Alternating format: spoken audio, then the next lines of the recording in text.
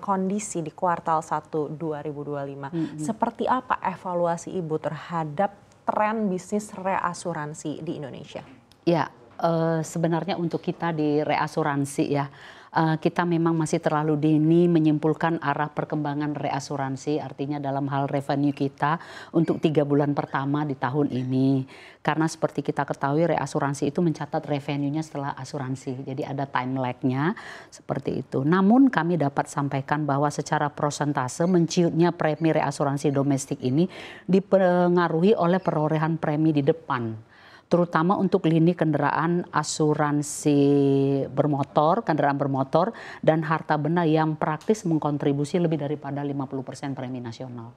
Baik, dan kalau menurut Ibu proteksi asuransi mana yang di kuartal 1 ini mungkin sudah terlihat paling besar kontribusinya, meskipun finalnya ini mungkin masih harus menunggu? Ya, memang kita akan melihat perkembangannya, tapi kita lihat bahwa kontraksi premi reasuransi itu sudah terlihat di beberapa lini yang mengkontribusi secara agregat itu ada kontraksinya hampir 14% ya, persisnya 13,8, dan yang terbesar itu kontraksinya dari lini asuransi harta benda atau properti itu 43,5%, kemudian kendaraan bermotor itu berkontraksi 17% dan asuransi pengangkutan itu sebesar 6%. Namun kita melihat bahwa secara agregat ada lini bisnis lain yang meningkat tajam, yaitu kenaikannya sebesar 460 miliar selama 3 bulan pertama, yang menjadikan pertumbuhan tertinggi di seluruh lini bisnis reasuransi itu ada pada reasuransi kredit.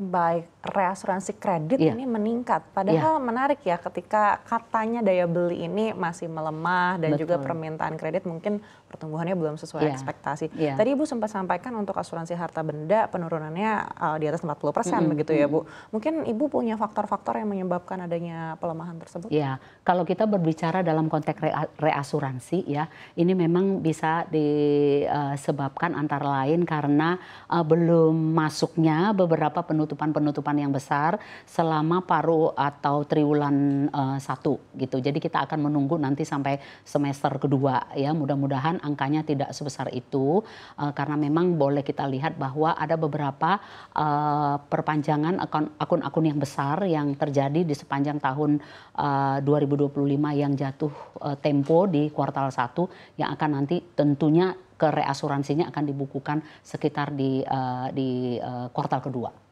Baik, terkait dengan pertumbuhan di sektor asuransi ini, kalau kita mendengar yang disampaikan oleh OJK ini bahwa seluruh pelaku asuransi ini harus terlibat dengan program-program yang mungkin saat ini menjadi fokus pemerintah begitu, salah satunya perlindungan petani dan nelayan, asuransi mikro, asuransi bencana. Lalu Ibu melihat apakah adanya imbauan ini bisa memberikan dampak yang signifikan juga untuk pertumbuhan reasuransi, apalagi mungkin untuk di subsektor yang tadi Ibu sampaikan ini berpotensi melemah di kuartal 1 2025. Ya, kita itu selalu percaya dan optimis ya industri ini, walaupun memang agak sensitif terhadap perubahan ekonomi, tapi kita melihat bahwa seluruh pemangku kepentingan akan berupaya secara maksimal untuk menjadikan industri asuransi menjadi pilihan penting untuk mitigasi resiko gitu. Dan dengan berbagai program yang baik diinisiasi oleh pemerintah maupun dari sektor swasta, kita harapkan dapat terrealisasi gitu. Karena kita juga harus mengejar tingkat penetrasi ke masyarakat melalui upaya literasi dan program-program yang tepat guna dan tepat sasaran. Antara lain kami melihat bahwa program-program asuransi wajib ini menjadi salah satu yang kita juga harus perhatikan, karena dia secara korporasi mungkin nggak sampai ke sana, tapi dia bisa mengajak lebih banyak masyarakat untuk mengenal asuransi dan meningkatkan penetrasi kita. Orang lebih mengenal asuransi, orang lebih tahu mengenai cara mitigasi risiko. Nah, kalau kami catat ada beberapa sebenarnya program-program yang sudah diinisiasi oleh pemerintah dan kita diminta untuk secara lebih serius gitu ya untuk memfollow up-nya. Nah, kita lihat sebelumnya ada asuransi di bidang perikanan, pertanian, kemudian asuransi barang milik negara yang hari ini itu memang sudah berjalan. tinggal nanti menambah dari kementerian-kementerian untuk ikut, dan juga kita melihat bahwa exposure katastrofik di negara kita ini kita juga harus cermati seperti itu. Ada juga asuransi yang merupakan asuransi penjaminan proyek di Kementerian PUPR, itu juga kita lihat harusnya bisa terus berjalan.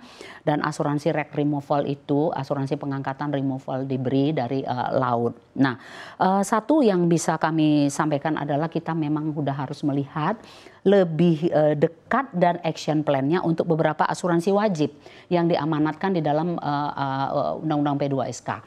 Di antaranya adalah asuransi TPL gitu ya.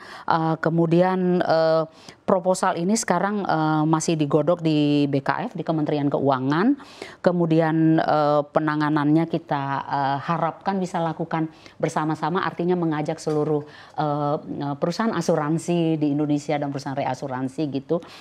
Kemudian ada lagi asuransi inisiasi untuk asuransi makanan bergizi gratis, nanti seperti apa bentuknya mungkin ini lebih di-realkan gitu ke depannya. Dan kemudian asuransi bencana, parametric insurance gitu. Di negara-negara lain ini sudah banyak gitu ya, tapi agaknya kita memang sudah harus memulai ini, walaupun kita tahu sekarang kalau secara ekonominya, secara makro itu memang daya beli, tapi memang untuk proteksi masyarakat itu nggak bisa menunggu kondisi-kondisi ekonomi. Jadi kita tetap harus secara terus-menerus dan sinambung memperkenalkan ini dan mengajak semuanya untuk tetap melakukan mitigasi resiko apapun situasi ekonomi yang sedang berlangsung. Baik.